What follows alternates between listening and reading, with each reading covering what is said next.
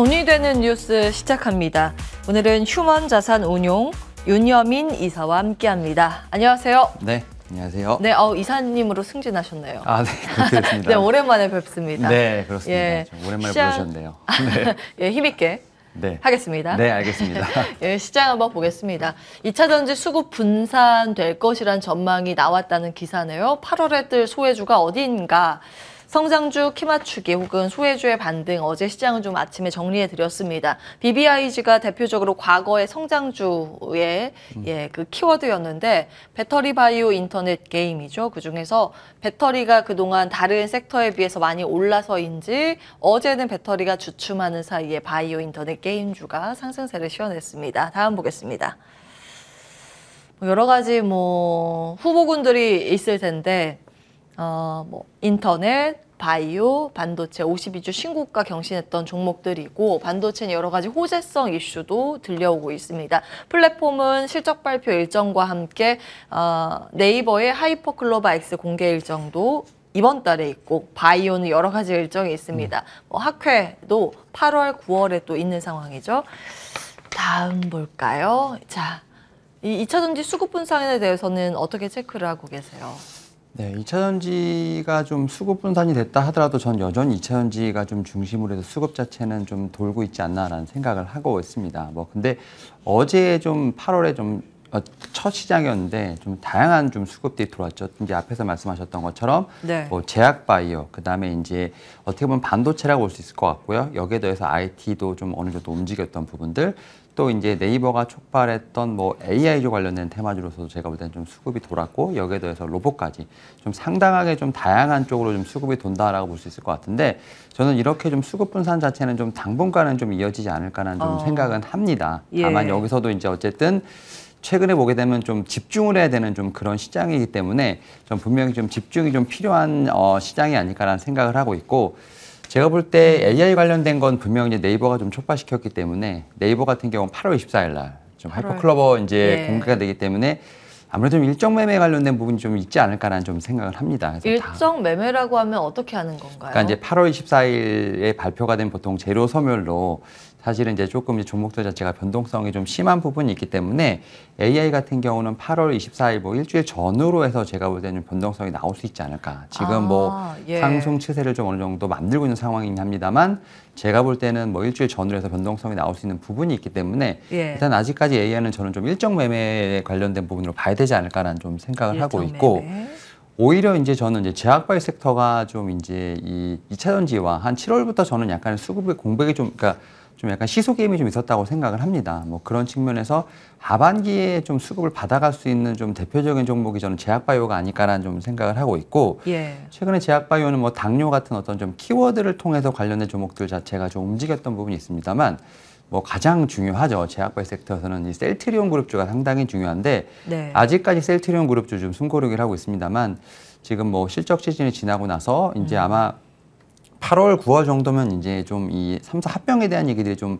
구체화되지 않을까라는 좀 생각이 듭니다. 결국 이제 제약바이오 섹터는 좀 셀트리온 그룹주의 어떤 이런 좀 소식을 통해서 좀 기폭제가 되지 않을까라는 좀 생각을 하면서, 오히려 2차전지와 좀 제약바이오에 좀 힘겨루가 되지 않을까라는 좀 저는 개인적으로 하고 있다라고 말씀드릴 수 있을 것 같습니다. 2차전지와 제약바이오의 힘겨루기.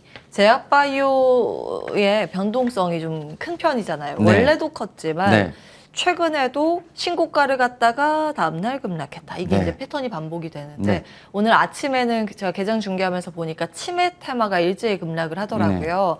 그래서 바이오는 접근 전략을 굉장히 구체적으로 세워야 할 것 같은데 어떤 힌트 주시겠습니까? 그래서 제가 이제 말씀드렸던 게 결국 기준은 셀트리온이다. 셀트리온, 그래서 사실은 제약바이오를 제가 이제 어떻게 보면 방송사에서 말씀을 좀 안 드립니다만, 제약바이오를 굳이 이제 좀 포트에 담고 싶으신 분들 같은 경우는 이런 변동성에 대한 부분이 좀 상당히 걱정이 되기 때문에 셀트리온 그룹주를 좀 담는 게 좀 맞지 않을까라는 좀 생각을 하고 있고, 아직까지 셀트리온 같은 경우는 그런 변동성이 나오지 않고 있는 상황이기 때문에 편하게 좀 접근이 가능하지 않을까 생각하고 있고, 말씀하셨던 것처럼 이제 이런 당뇨라든지 치매 키워드 관련된 종목들 같은 변동성이 상당히 강한데, 결국 제약바이오는 이제 흔히 얘기해서 텐베거 종목들이 상당히 많이 나오지 않습니까? 근데 그러한 시점을 좀 좀 어떻게 보면 좀 플래시백 해본다면 결국은 셀트리온 그룹주가 좀 중심을 잡아줬기 때문에 밑에서 좀 중소형 종목들의 어떤 텐베거 종목이 나왔다라고 보시면 될 것 같습니다. 결국 그런 측면에서 보면 기준이 되는 셀트리온을 좀 제가 볼 때는 좀 포트에 담으시는 게 좀 더 제약바이오 쪽에서 봤을 때는 좀 안전하게 가져갈 수 있는 좀 제가 볼 때는 포트 방법이 아닐까 생각합니다. 셀트리온도 본주가 있고 셀트리온 헬스케어 네. 약품이 있는데 타픽은 뭐라고 보세요? 일단 셀트리온 그룹주 중에서 가장 이제 변동성이 강한 건 셀트리온 제약이죠. 제약. 그리고 셀트리온이 어떻게 보면 가장 안정돼 있고 예. 그 중간이 셀트리온 헬스케어인데 예. 뭐 최근에 이제 함사 합병 관련돼서 얘기가 나왔을 때 가장 어떻게 보면 서영주 회장한테 가장 수혜가 어떤 종목으로 많이 갈 것이냐라는 그런 계산을 해보는데 예. 아무리 생각해봐도 전 셀트리온 헬스케어가 헬스케어. 네, 가장 좀 지분 관련된 부분에서 좀 제가 볼 때는 이득을 볼 수 있지 않을까 생각하고 있고 뭐 하는 회사죠? 헬스케어. 어떤 걸 셀트리온 담당하죠? 헬스케어는 결국은 이제 바이오 시밀러라고 보시는 게 맞지 않을까 생각이 들고 있고 그런 예. 측면에서 보게 된다고 하면 저는 이제 변동성이 아예 없거나 너무 많은 종목이 아니기 때문에 약간 중간치를 갖고 있다는 측면에서 봤을 때 저 셀트리온 헬스케어가 좀 더 낫지 않을까 생각하고 있습니다. 예. 바이오 먼저 의견 여쭤봤고요. 앞에 화면 볼까요? 로봇. 반응이 좀 요즘 있어요. 예.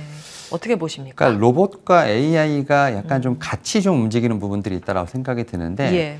최근에 AI 같은 경우는 이제 상반기에 상당히 좀 시세를 내면서 대장주로 좀 꼽혔던 뭐 커난 테크놀로지까지 다시 움직이는 뭐 그러한 측면이 있는데 결국 AI나 로봇 같은 경우는 한 차례 좀 시세가 나왔기 때문에 이제는 좀 밸류에이션을 좀 따지는 좀 그런 구간에 좀 들어왔지 않을까 생각을 하고 있고 그런 예. 측면에서 네이버가 좀 각광을 받지 않나라는 생각이 듭니다. 결국 네이버. AI라는 테마가 로봇이라는 테마가 한번 지나고 나서 이제는 그걸 갖고 결국 돈을 벌 수 있는 기업이 어느 기업이냐라는 좀 그러한 제가 볼 때는 옥석가리가 좀 시작되지 않나라는 생각이 들고 있고요. 예. 그런 측면에서 삼성전자 컨퍼런스콜에서 아마 로봇 얘기가 좀 나왔던 걸로 알고 있는데 맞아요. 결국 진짜 이제 로봇을 관련돼서 정말 이제 산업계 쪽만 아니라 이제 진짜 기업들 같은 경우 로봇을 통해서 뭔가를 하겠다는 것.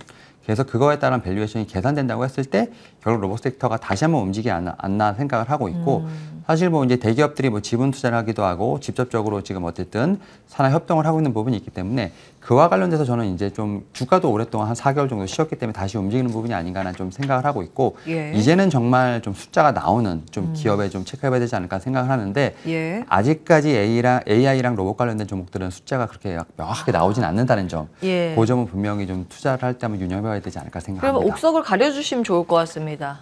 로봇 관련된 쪽에서 그나마 좀 숫자가 나오는 게 저는 SPG.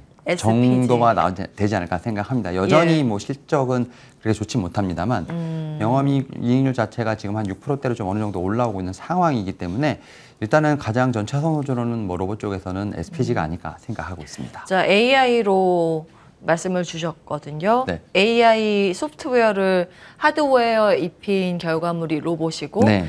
그 상단에 있는 소프트웨어에 대해서 어떻게 이제 투자의 관점으로 보시는지도 혹은 투자로 실적이 찍히는 쪽은 인프라 즉 반도체 쪽인데 투자의 관점에서 지금 괜찮은 건지도 체크해 주십시오.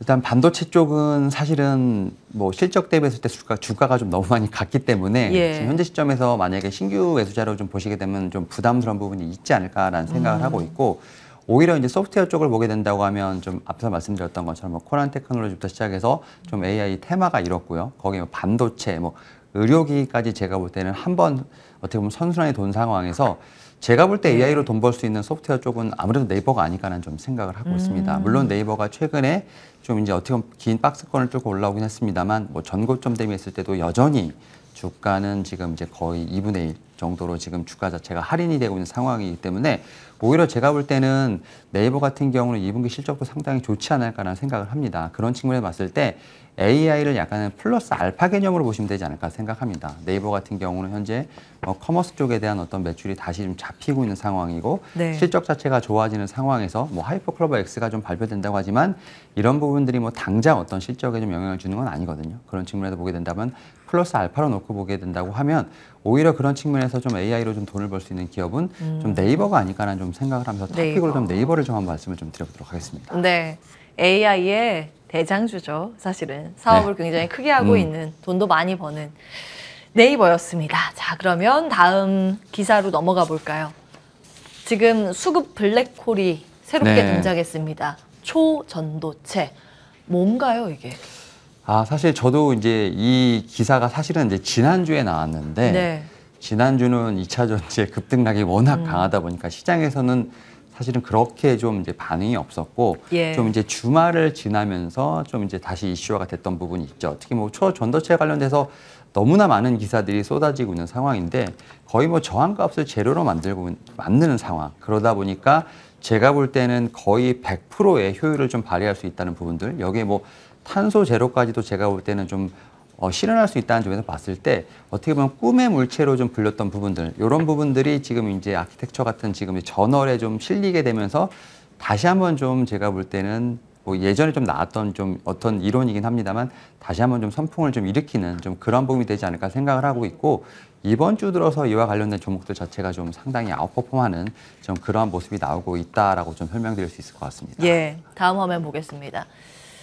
이게 100년 전에 원래 처음 등장을 했던 거죠. 초전도체, 그러니까 초특급 할 때 그 초거든요. 네. 매우 전류가 잘 흐른다. 네. 보통 전류가 흐르면 전기 저항이 따라붙게 되는데 전기 저항이라고 하면 열도 발생을 하고 그래서 전력 손실도 많이 나옵니다. 그게 이제 초전도체로 가면 전기 저항이 아예 없어지는 손실도 없고 냉각 비용도 필요하지 않게 되는 꿈의 물질인데 이게 지금까지 100년 동안 왜 진척이 없었는가? 굉장히 이게 까다로워요. 초저온, 영하 200도 미만에서만 고압, 100만 기압 이상에서만 나올 수 있습니다. 그런데 지금 이것을 상온, 우리가 지금 실제 상온과 상압에서 실제 그냥 이 상태에서도 초전도체가 가능하다는 논문 발표가 22일에 나왔던 거고요. 다음 볼까요? 7월 22일에 고려대 연구진 초전도체 제조 방법에 대해서 논문을 아카이브에 게재를 했습니다. 여기가 이제 우리가 사이언스 같은 그 검증된 논문 올리는 사이트랑 조금 결은 다릅니다. 논문 사전 공개 사이트인데 검증 절차가 이제 남아있기 때문에 이게 필수적으로 확인이 먼저 필요해 보입니다. 어쨌든 시장의 속성은 뭐 이게 현실화, 상용화 되느냐 마느냐를 떠나서 꿈을 먹고 산 속성을 가지고 있기 때문에 관련 테마주들이 형성이 되면서 살짝만 스쳐도 상한가를 가는 기염을 어제 오늘 토하고 있습니다. 근데 갑자기 이거에 대해서 22일에 게재가 됐는데 왜 지금 화제인가? 어제 오후에 미국에서 한 과학자가 실제로 만든 건 아니지만 시뮬레이션을 막 돌렸을 때 이론적으로 가능하다 이 코멘트를 했습니다. 여기가 미국의 에너지부 산하 국립연구소 로렌스 버클리 국립연구소에서 이제 밝히니까 그러면 이게 가능한 거 아니야? 라고 이제 힘이 실리면서 그때부터 급등을 했고 중국의 테마주, 뭐 미국의 테마주 같이 급등을 하고 있습니다. 그래서 이걸 어떻게 우리가 봐야 하는 건지 뷰를 좀 명확히 정리해 주신다면요. 네, 일단은 어제도 관련된 특히 미국 관련된 종목이 60%에 대한 상승할 정도로 지금 강하게 좀 테마로 자리 잡는다 볼 수 있을 것 같은데 일단 뭐 앞에서 설명해 주신 것처럼 지금 일단은 흔히 얘기해서 이론적으로는 가능하지 않다는 좀 얘기가 나오고 있는데 뭐 우리 흔히 아시겠지만 뭐 반도체도 그렇고 지금 뭐 2차전지도 그렇고 결국은 시제품으로 나오기까지의 과정은 상당히 험난하지 않나라고 생각을 합니다. 그리고 나온다 하더라도 우리가 흔히 말하는 수율을 잡는 데도 시간이 상당히 오래 걸리는 거기 때문에 이론적으로는 분명히 가능합니다만 현실화되기까지는 뭐 한 20년 정도의 좀 시간이 걸린다고 합니다. 다만 지금 상황에서 봤을 때 이렇게 시장이 열광하는 것 자체는 좀 2차전지에서 나온 수급 자체가 좀 갈 길을 좀 잃은 상태에서 좀 이러한 좀 테마에 좀 어떻게 보면 집중되지 않나라는 좀 생각이 들고 있고 여기에 더해서 키워드가 이런 거죠. 초전도체가 나오게 되면 반도체도 필요 없다. 2차 전지도 필요 없다.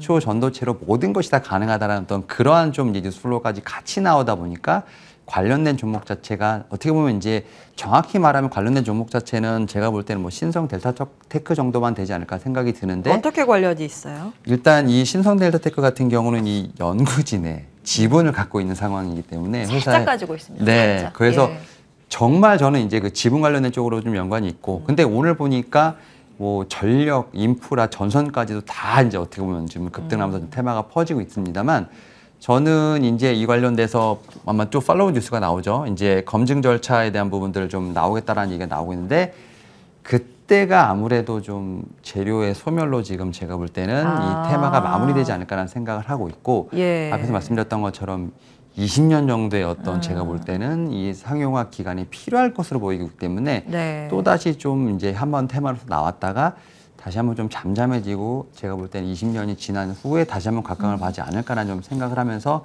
오히려 이제 무분별한 예. 테마보다는 좀 이러한 좀 제가 볼 때는 과학적 지식이 좀 있구나라 정도만 제가 볼 때는 해보시면 어떨까라는 생각은 하고 있습니다. 예, 네, 초전도체에 대해서 이제 개요부터 자세한 내용은 아침에 당잠사에서 좀 풀어드렸기 때문에 전략적인 측면만 좀 여쭈고 있습니다.